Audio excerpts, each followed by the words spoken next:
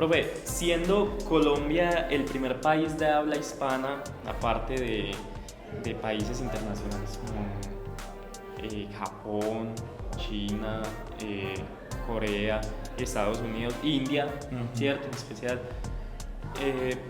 que tienen una sede de la cuarta revolución industrial, ¿considera usted que Colombia debe de hacer cambios en la educación pública?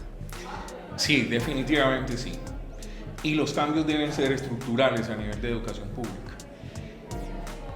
La gente no ha entendido el concepto de que la educación pública tiene que corresponder con lo público, con la necesidad que tiene lo público. Y lo público son regiones y país. ¿Qué significa eso? Que en términos reales, si el país se quiere transformar, si la ciudad se quiere transformar, su educación pública tiene que transformarse. Y el cambio principal es que la educación pública sea consciente de que estos cambios no son a futuro, estos cambios son hoy. El compromiso que adquiere la ciudad de Medellín para ser la primera en Latinoamérica como epicentro de la cuarta revolución implica necesariamente que la educación pública se tenga que transformar. Otra vez, no solamente al manejo de dispositivos, de tecnología, sino al concepto global de lo que implica la cuarta revolución. Así como se pasó de la labor manual al cambio drástico con la energía del vapor, donde hace la automatización, y eso transformó la sociedad, es básicamente lo que va a pasar con esta cuarta revolución. Y el compromiso de la educación pública tiene que transformarse para ser transformador. O sea, la educación pública no puede seguir siendo el transmisor. Primero tiene que introyectarse, transformarse, repensarse e inmediatamente ser capaz de transformar a este tipo de personas. En el caso tuyo, por ejemplo, que he conocido mucho de tu vida, ha implicado eso, una transformación frente a retos, frente a proyectos. Y eso es lo que tiene que hacer la educación pública. Asumir esos retos, pero no solamente desde el punto de vista que hay que enfrentarlos, sino cómo me transformo para poderlos enfrentar en mejores condiciones. Claro. Sobre todo teniendo la responsabilidad tan enorme de formar jóvenes, de formar esa cantidad de ingenieros y o profesionales que son los que van a transformar el país. Claro, y por ejemplo en este caso, la alcaldía de Medellín, hablando pues de manera local, aparte de que está dando 3.500 becas, de que da estos auxilios de alimentación, de transporte, todos esos beneficios que tiene alguien para estudiar hoy en día, creo que está yendo por un buen camino para la cuarta revolución, para poder transformar los territorios de una comunidad. Es decir, la única manera en que yo puedo cambiar, digamos, mi percepción de vida es con su educación. Ya. ¿Cierto? Ya. ¿Y qué más si la estoy dando gratuita? O sea, el mismo gobierno me está ayudando para yo transformarme. Sí. Hoy en día, por ejemplo, puedes notar los cambios que vienen para Medellín. Ahora me parece excelente eso de los buses eléctricos. Ya. O sea, somos un país que le está apostando totalmente a esta revolución y que estamos tratando incluso de ayudar al medio ambiente, que también va mucho de la mano con esa cuarta revolución, porque si las máquinas de vapor lo destruyeron, ¿verdad? Tenemos que tratar de mejorarlo con la cuarta revolución, que es mucho más eléctrico, por decirlo de esa manera. No solamente hablando de tecnología, ¿qué otros cambios trae eso para la industria? Ok, básicamente obliga a que la industria se acerque cada vez más al consumidor. Dos ejemplos van a ilustrar rápidamente. Antiguamente, la industria producía porque, entre comillas, tenía un mercado. Sí. Y sobre esa premisa, entonces hacía el proceso de producción. Después llegó que, bueno, ya no se trata de producir en cantidades, porque de pronto el mercado puede que no acepte, sino vamos a ser más flexibles. Entonces vamos a segmentar la producción de acuerdo al segmento de la población. Pero hoy en día la industria se tiene que preguntar, ¿ese consumidor sí está satisfecho con lo que yo le estoy ofreciendo como industrial? Y no me refiero solamente al producto propiamente, sino al valor agregado que le puede entregar ese producto a la calidad de vida de ese usuario, de ese consumidor.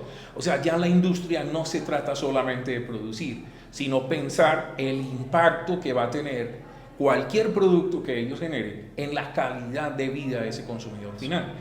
Eso implica no solamente la persona como tal, sino el medio ambiente especialmente, y con ello el repensar cómo ese producto que se ha generado en estas nuevas condiciones de las industrias 4.0 puede realmente volver a tener ciclos que permitan que toda esta tecnología, que todo ese tipo de producción realmente no solamente cumpla su expectativa de satisfacer las necesidades del consumidor, sino especialmente que cumplan las expectativas de satisfacer las necesidades de la sociedad como conjunto, incluyendo el medio ambiente.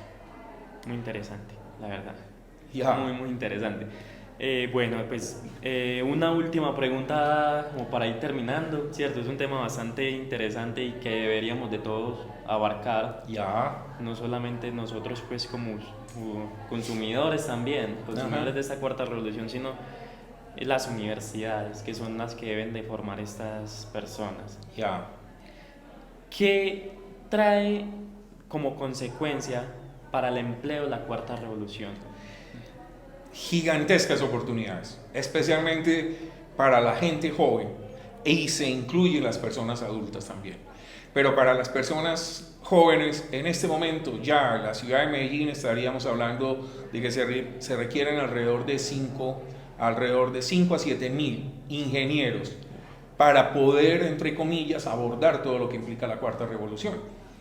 Pero si hablamos en un contexto más amplio, estaríamos hablando de no solamente la parte de la ingeniería como profesión, sino esa otra parte de profesionales.